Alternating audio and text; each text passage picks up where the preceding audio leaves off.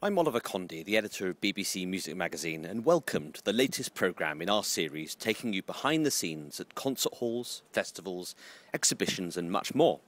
Today I'm in Bristol, home to BBC Music Magazine, and to the wonderful chamber venue St George's, where I'm here to meet pianist Lucy Parham and actor Brendan Coyle, famous for his role as the valet John Bates in the ITV series Downton Abbey.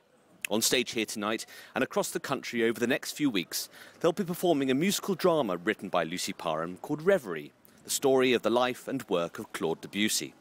Coyle will be acting out the life of the French composer, with Parham illustrating the narrative with many of his most famous works for piano. So, let's go inside and meet them.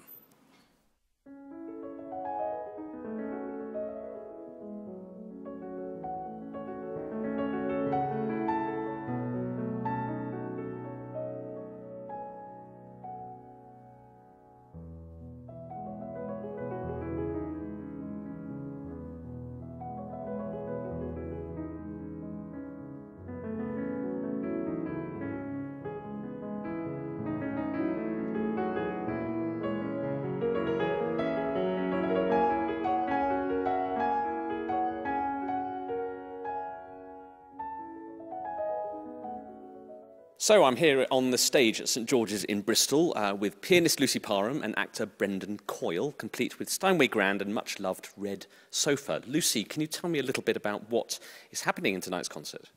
Well, tonight we're performing a words and music show called Reverie, the life and loves of Claude Debussy. And the wonderful Brendan, who's sitting beside me, is the narrator, and he is the voice of Claude Debussy, who, when it starts, is on his deathbed. And so he basically tells the audience in his own words, which I've taken from letters and diaries, about his life, about his indiscretions, the things he regrets, the things he was happy about. So at the end of the evening, this story, which is punctuated by several pieces of music, about 15 actually pieces of music, the audience should get a feel that they know more about Debussy the man. And I think the music sheds light on the words, and the words shed light on the music.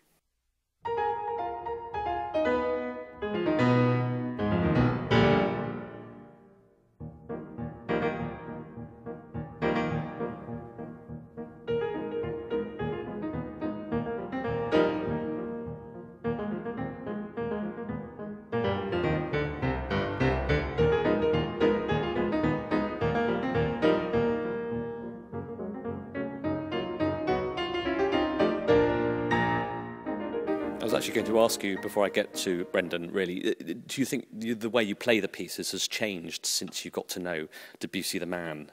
Because quite a complex character.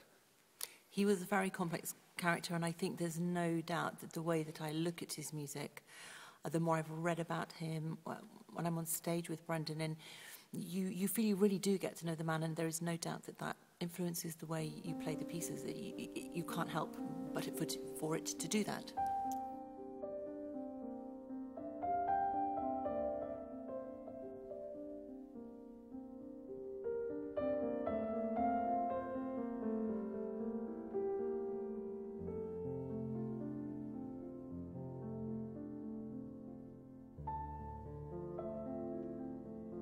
Brendan, Debussy, was he a love rat or victim? You could say he was taken advantage by all those French society women, or did he really run amok? How do you portray a character like Debussy on stage? Well, he did run amok to a certain degree. I mean, he came from very humble origins, and it's quite a common tale. The exploitation of fame, how it exploits oneself and how one exploits it. And he refers to that quite a lot. His life changed quite radically when he became very, very successful. Is he a victim? He was certainly a man of his time. I mean, I think after they were all married at that time, there was a sort of artistic sensibility that I think they were operating. They thought they could operate to a different set of rules, a different set of behaviour. There was certainly a heightened kind of way of thinking and behaving. Did you know the piano music beforehand? I mean, did you listen to some of the music to prepare yourself? Yeah, I knew some of it. I loved Debussy because when I first moved to Dublin to study acting, my aunt and uncle lived in this house, and he was always practicing, particularly the Clair de Lune. That's when I first discovered Debussy and the classical music. So the Clair de Lune particularly is very, very close to my heart because my uncle was practicing this piece nightly when I came home.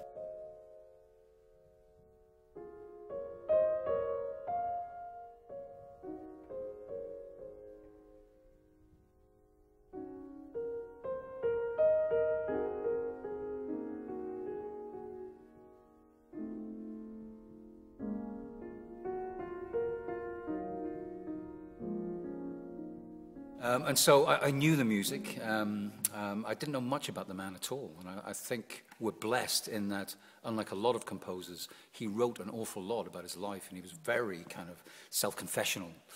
And he was very aware, self-deprecating, and quite aware of his shortcomings. I mean, he did suffer a great deal from guilt, and rightly so, given some of his behaviour.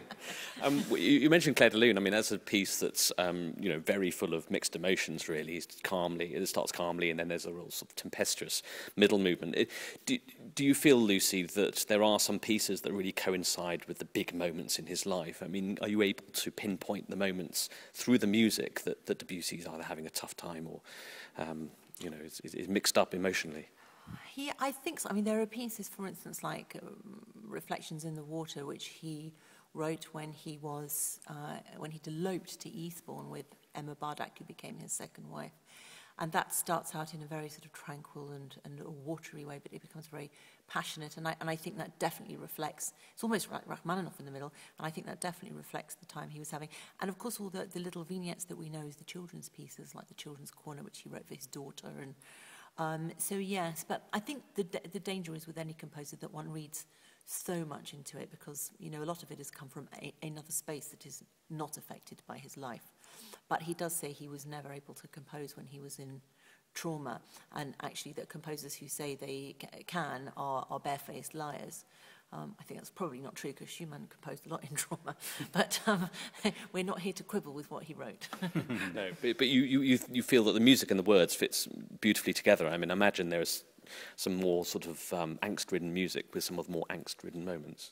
That's true. The music, I have chosen the music specific. It's not all in chronological order, but it's been chosen to reflect the mood of the letters of that time. So it should all segue seamlessly from the music into the words.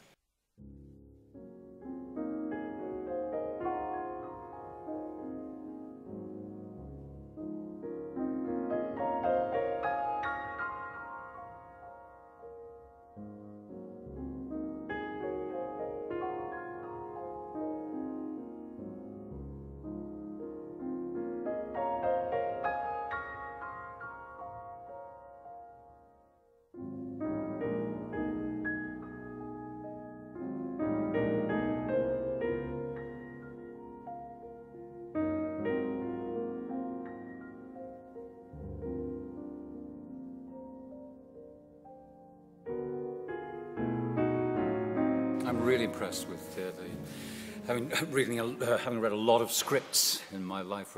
Getting this was beautiful. It's beautifully constructed. I think it's got the balance just right between light and shade, and dark and calm and peace and storm. I was going to ask you whether the music really sort of sets you up really to perform the next act or episode, because I can't imagine you've worked with a solo pianist before in a production. So, I mean, how does the dynamic work when you're actually performing? Well, it's very instinctive. I mean, the way like I say, the way it's been structured, the words lead into the pieces, I think, beautifully, and from that we move into another phase of his life. So it works very, very well, I think.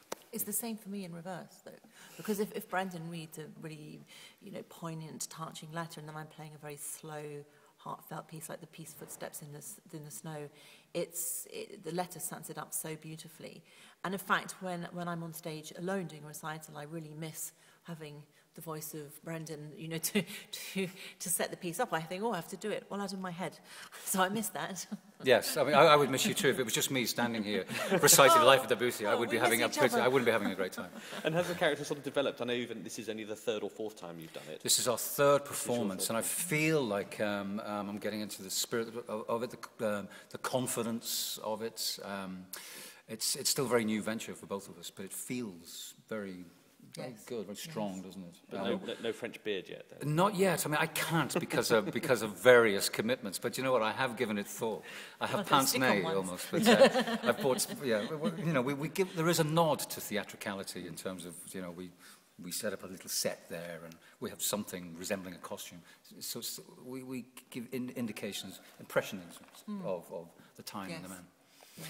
But it's growing. I mean, like I said, it's only our third show, and I've been very, very busy. So literally just come from the Royal Court from a rehearsal reading today. So it gets me back on stage, and I'm loving it. So my ideal is to get off the book, and we can be much more kind of courageous with it. Yeah. Yeah. So, lastly, Lucy, where else can people hear you and Brendan perform the Debussy off the top of your head? Well, off the top of my head, Brendan and I can be found next week on Sunday, the 2nd of December, at the beautiful hall, which is at the Apex in Bury St Edmunds. And they can also find us in the second week of February at the Almeida Theatre in central London. And I have just confirmed about 6 more bookings with Brendan for next year. So watch this space. Have a look at the website. Terrific. Brendan, Lucy, thank you very much indeed.